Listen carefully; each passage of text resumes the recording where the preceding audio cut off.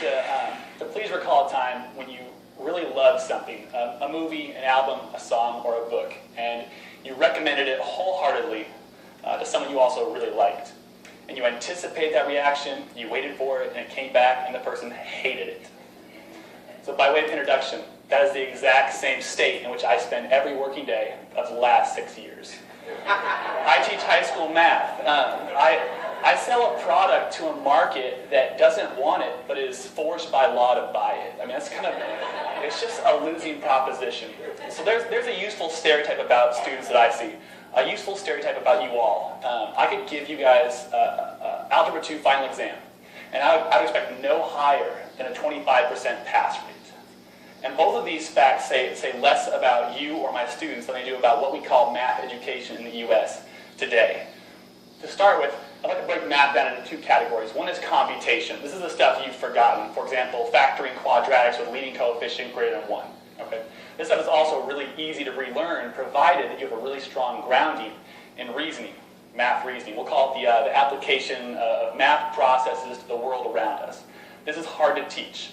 This is what we would love students to retain, even if they don't go into mathematical fields. This is also something that the way we teach it in the U.S., all but ensures they won't retain it.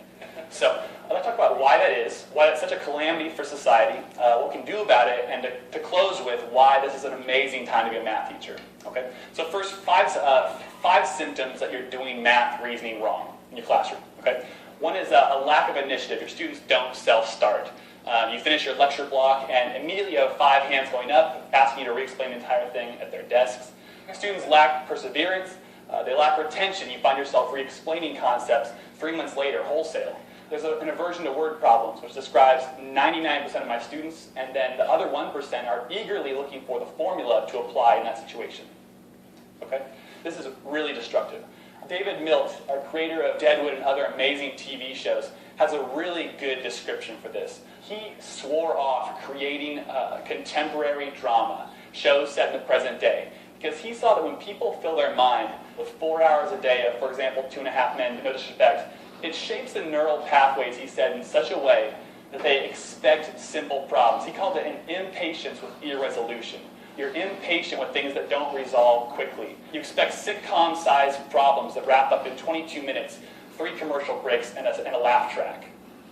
And I'll put it to all of you, what you already know, that no problem worth solving is that simple.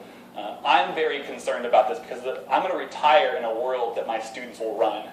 I'm doing bad things to my own future and well-being when I teach this way. I'm here to tell you that the way our textbooks, particularly maths-adopted textbooks, teach math reasoning and patient problem solving, it's functionally equivalent to turning on 2.5 Men and calling it a day. In all seriousness, here's an example from a physics textbook. It applies equally to math. Notice, first of all, here that you have exactly 3 pieces of information there, each of which will figure into a formula somewhere eventually, which the student will then compute. Okay? I believe in real life. And ask yourselves, what problem have you solved ever that was worth solving where you knew all of the given information in advance, where you didn't have a surplus of information and you had to filter it out, or you didn't have insufficient information and had to go find some? I'm sure we all agree that no problem worth solving is like that. And the textbook, I think, knows how it's hamstringing students, because watch this. This is the practice problem set. When it comes time to the actual problem set, you have problems like this right here, where we're just swapping out numbers and tweaking the context a little bit. And if the student still doesn't recognize the stamp this is molded from, it helpfully explains to you like what sample problem you can return to find a formula. Like you could literally, I mean this, pass this particular unit without knowing any physics, just knowing how to decode a textbook. That's a shame. So I can diagnose the problem a little more specifically in math. Here's a really cool problem. I like this. It's about defining steepness and slope using a ski lift. But what you have here is actually 4 separate layers. And I'm curious which of you can see the 4 separate layers, and particularly how when they're compressed together and presented to the student all at once, how that creates this impatient problem solving. I'll define them here. You have the visual. Okay? You also have the mathematical structure, talking about grids, measurements, labels, points, axes, that sort of thing. You have sub-steps, which all lead to what we really want to talk about, which section is the steepest. So I hope you can see, I really hope you can see how what we're doing here is taking a compelling question, a compelling answer, but we're paving a smooth, straight, path from one to the other and congratulating our students for how well they can step over the small cracks in the way. That's all we're doing here. So I want to put to you, if we can separate these in a different way and build them up with students, we can have everything we're looking for in terms of patient problem solving. So right here, I start with the visual, and I immediately ask the question, which section is the steepest? And this starts conversation because the visual is created in such a way where you can defend two answers. So we get people arguing against each other, friend versus friend, in pairs, journaling, whatever.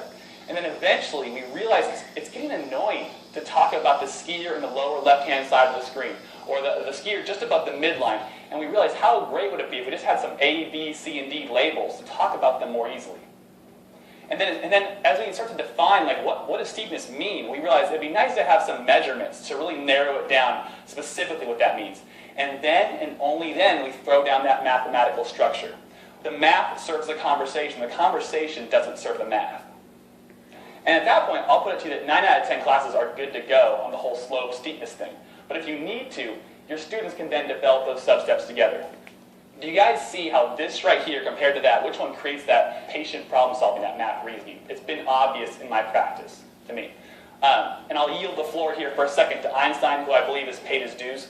He talked about the formulation of a problem being so incredibly important. And yet, in my practice, in the US here, we just give problems to students. We don't involve them in the formulation of the problem.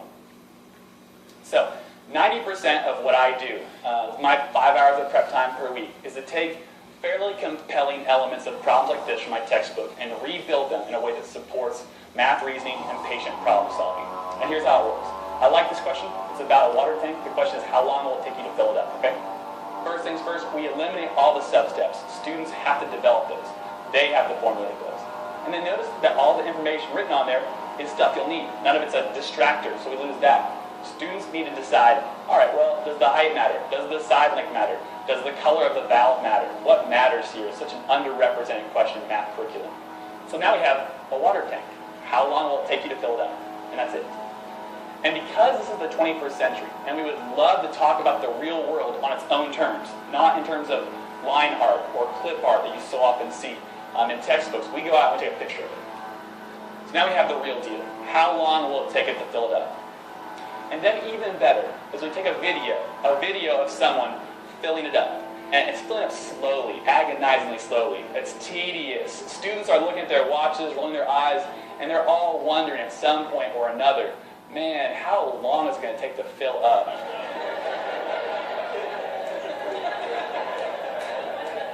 That's how you know you've baited the hook, right? And that question off this right here is really fun for me because like the intro, I teach kids because of my inexperience. I teach the kids that are the most remedial, all right?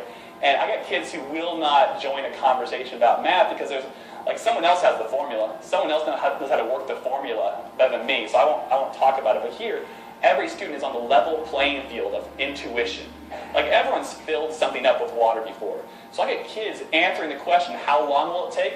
I got kids who are mathematically and conversationally intimidated, joining the conversation. We put names on the board, attach them to guesses, and kids have bought in here. And then we follow the process I've described. And the best part here, or one of the better parts, is that we don't get our answer from the answer key in the back of the teacher's edition. We instead just watch the end of the movie.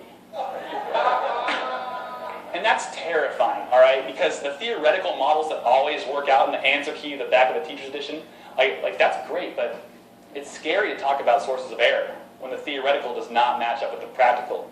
But those conversations have been so valuable, among the most valuable. So I'm here to report some really fun games with students who come pre-installed with these viruses day one of the class, okay? These are kids who now, one semester in, I can put something on the board totally new, totally foreign, and they'll have a conversation about it for 3 or 4 minutes more than they would have at the start of the year, which is just so fun. We're no longer averse to word problems because we've redefined what a word problem is. We're no longer intimidated by math because we're slowly redefining what math is. This has been a lot of fun. I encourage math teachers I talk to use multimedia because it brings the real world into your classroom in high resolution and full color. To encourage student intuition for that level playing field. To ask the shortest question you possibly can and let those more specific questions come out in conversation. To let students build the problem, because Einstein said so. And to finally, in total, just be less helpful. Because the textbook is helping you in all the wrong ways. It's helping you, it's buying you out of your obligation for patient problem solving and math reasoning to be less helpful. And why this is an amazing time to be a math teacher right now is because we have the tools to create this high quality curriculum in our front pocket. It's ubiquitous and fairly cheap. And the tools to distribute it freely under open licenses has also never been cheaper or more ubiquitous. I put a video series on my blog not so long ago, and it got 6,000 views in 2 weeks. I get emails still from teachers in countries I've never visited saying, wow, yeah, we had a good conversation about that. Oh, and by the way, here's how I made your stuff better. Which, wow. I put this problem on my blog recently. Even in a grocery store, which line do you get into? The one that has 1 cart and 19 items, or the line with 4 carts and 3, 5, 2, and 1 items. And linear modeling involved in that with some good stuff in my classroom. But it eventually got me on Good Morning America a few weeks later, which is just bizarre, right? And from all of this, I can only conclude that people, not just students, are really hungry for this. Math makes sense of the world. Math is the vocabulary for your own intuition. So I just really encourage you, whatever your stake is in education, whether you're a student, parent, teacher, policymaker, whatever, just insist on better math curriculum. We need more patient problem solvers. Thank you.